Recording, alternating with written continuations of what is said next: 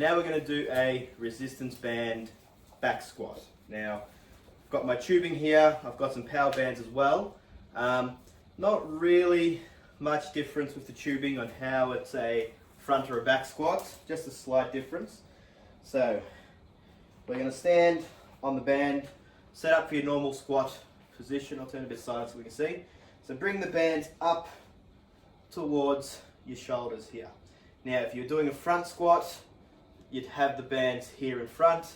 Back squat, you're going to try and bring them up so that it's more like a bar on your back. Okay? Elbows flare out a bit for the back squat. Front squat, you want it to come up. So I'll start with the back squat here. So you've got it set up your shoulders. You're going to squat down and then come up. So make sure, again, you're squatting as low as you can. So down and up. Now a lot of pressure on your hands here because it's not like a bar, you've got constant force pulling down.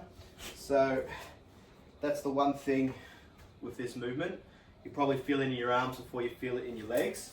But then that's why we have the power bands. So for the power bands, I'll show you the same thing. Now, can't really do the back squat with one, so that's why I've got two. So you'll need two for this movement. So you step on the bands like we did before, so one on each foot. Okay, then you bring it up again behind the shoulders. Okay, when it comes to the front squat, there's a different way to do it with a single power band. I'll touch on that in a different video. But we're here, behind, set up like you normally would, and then you've got your back squat here.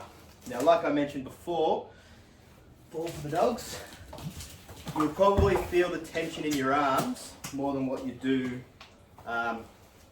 in the legs, especially if you've got strong legs.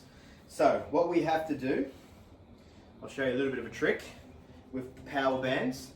So you stand on them, have them set up in between the legs. You're going to squat down, and what you want to do with the band is loop it over the shoulder. So you go from the right leg to the left shoulder, pull. Then you're going to do from the left foot to the right shoulder. So now that takes the whole holding onto it with your arms out of the equation. So then from this position here, you just stand up. So you've got, I know it looks a bit funny, you've got the band wrapped around you. I'll turn a bit silent so we can see what we're doing. But again, you treat it like you're doing an air squat, except you've got all this resistance pulling down. So from this position here, you just squat down and come up. Down and up. Now obviously the taller you are, the more stretch is going to be. It's going to be even harder. So make sure you pick a resistance that you can at least stand up from the ground. Right, and then it's just a weird little thing to get the bands off. Okay, so that's the resistance band back squat.